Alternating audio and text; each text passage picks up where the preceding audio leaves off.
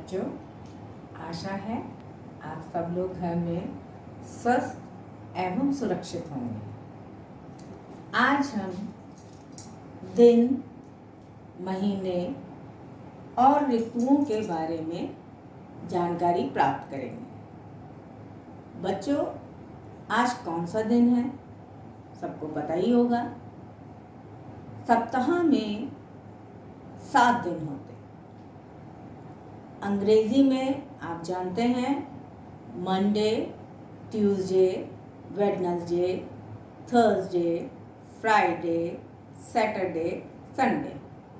और हिंदी में भी आपको जानकारी होगी सोमवार, मंगलवार, बुधवार, बृहस्पतिवार, इसको हम गुरुवार भी कहते हैं, शुक्रवार, शनिवार, रविवार। अब देखिए बच्चों, सोमवार जब आता है तो आप लोगों का स्कूल खुला होता है, आप सब लोग विद्यालय जाते हैं, मम्मी पापा ऑफिस जाते हैं। उसके बाद आपका पूरा जब सप्ताह निकलता है तब आपको शनिवार का इंतज़ार होता है कि शनिवार के बाद अगले दिन रविवार होगा और हमारी छुट्टी होगी। तो बच्चों, सोमवार से रविवार तक हमारा ये पूरा सप्ताह काम करते हुए, पढ़ाई करते हुए बीतता है। अब देखिए, हम थोड़ा सा ऋतुओं के बारे में जान लेते हैं। हमारे भारत देश में 6 ऋतुएं होती हैं। सबसे पहले शीत ऋतु, जिसे हम शिशिर ऋतु के नाम से भी जानते हैं। इस ऋतु में ठंड पड़ रही होती है, सभी लोग अपनी रजाई में घुसे होते हैं और किसी का भी मन बाहर निकलने का नहीं होता है। शीत ऋतु के बाद हमारा बसंत ऋतु आती है, जिसमें नए नए फूल पत्ते आ जाते हैं पेड़ों पर और कोयलें कूकने लगती हैं। इसके बाद ग्रीष्म ऋतु आती है। ग्रीष्म ऋतु में आप जानते हैं बहुत गर्मी पड़ती है और स्कूलों में भी छुट्टियां हो जाती हैं। आप लोगों को बहुत अच्छा लगता है जब घर में रहते हैं, विद्यालय बंद होता है, खूब छुट्टियों का आनंद लेते हैं। इसके बाद वर्षा ऋतु आती है। वर्षा ऋतु आने से किसान बहुत खुश हो जाता है, क्योंकि उसकी फसल वर्षा ऋतु में बहुत अच्छे से तैयार होती है। जितना पानी उसकी फसल को चाहिए होता है वो सब उसे वर्षा ऋतु में मिल जाता है।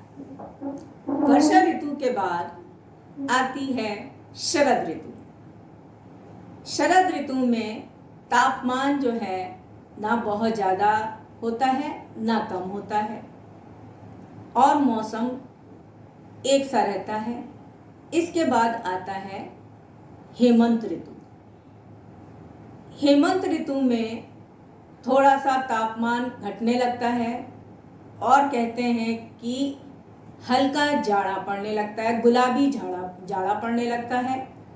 तो उस समय लोग घरों से बाहर निकलते हैं और धूप सेकने की कोशिश करते हैं। अब देखिए, ऋतुओं के बाद हमारे महीने आते हैं।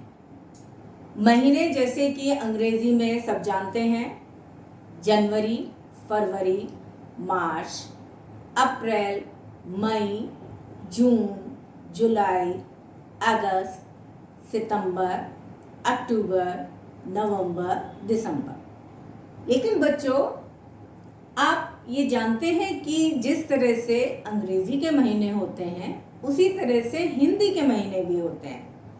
अब हिंदी के महीने अंग्रेजी महीनों के अंतर्गत कैसे आपको पता चलेंगे, यहाँ पर हमने इसकी जानकारी दी है।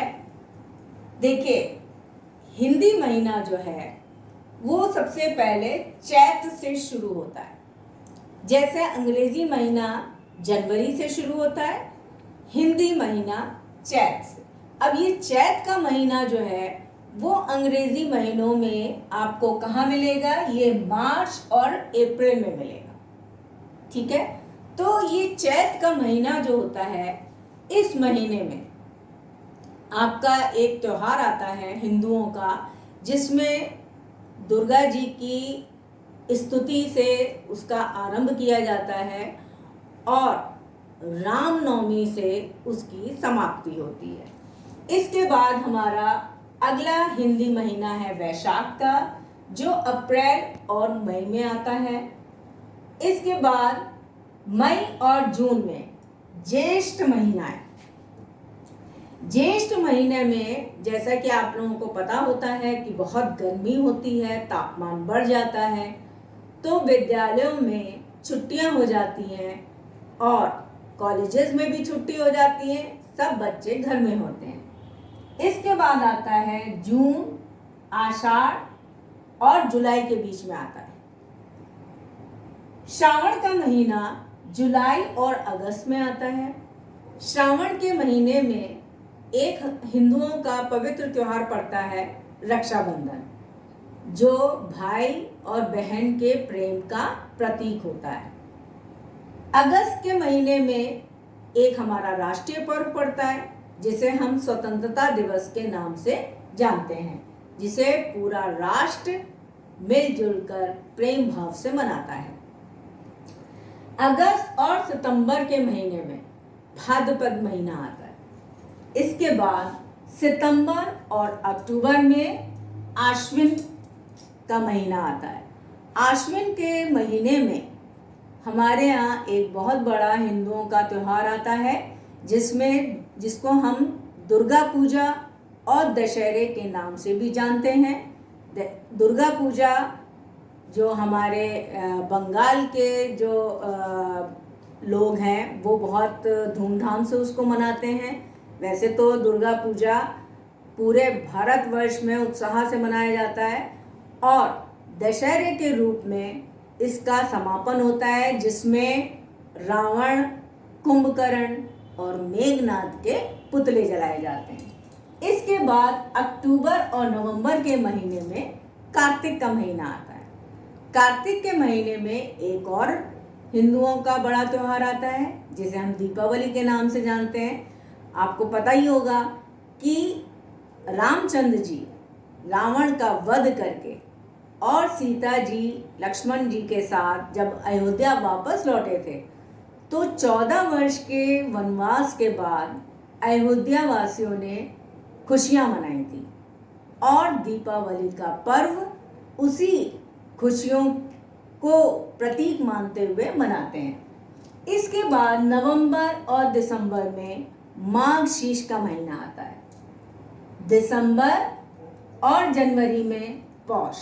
अब यहाँ पर देखिए, दिसंबर के महीने में भी हम एक और महत्वपूर्ण त्योहार मनाते हैं, जिसे पूरा विश्व मनाता है, और ये त्योहार होता है क्रिसमस का, जिसे हम बड़े दिन के नाम से भी जानते हैं।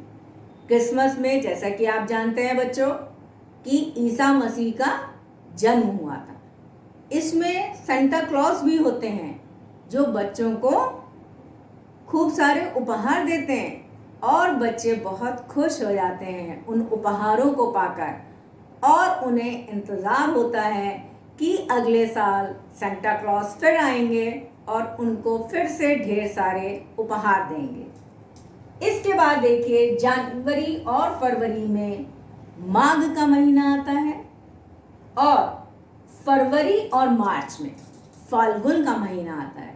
इस फाल्गुन के महीने में भी हिंदुओं का एक बड़ा त्योहार पड़ता है, जिसे हम होली के पर्व के नाम से जानते हैं, जिसमें रात में होलिका दहन होता है और अगले दिन सब लोग एक दूसरे के गुलाल लगाकर, एक दूसरे के गले मिलकर होली के पर्व की बधाई देते हैं।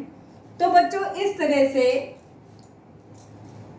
ये जो हिंदी के महीने हैं वो कोई ना कोई हमारे लिए त्योहार लेकर आता है, और अंग्रेजी के महीने में भी हम उस त्योहारों को उनकी तिथियों के हिसाब से मनाते हैं। बच्चों, हमारे देश में दो तरह के पर्व मनाए जाते हैं, एक राष्ट्रीय पर्व और एक धार्मिक पर्व।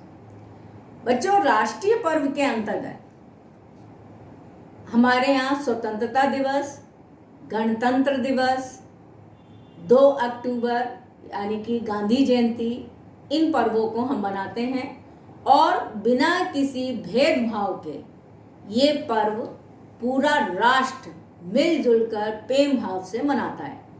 इसके बाद धार्मिक त्यौहार आते हैं कि जैसे कि हमारा भारत देश जो है वो सभी धर्मों को अपने अंदर समेटे हुए हैं।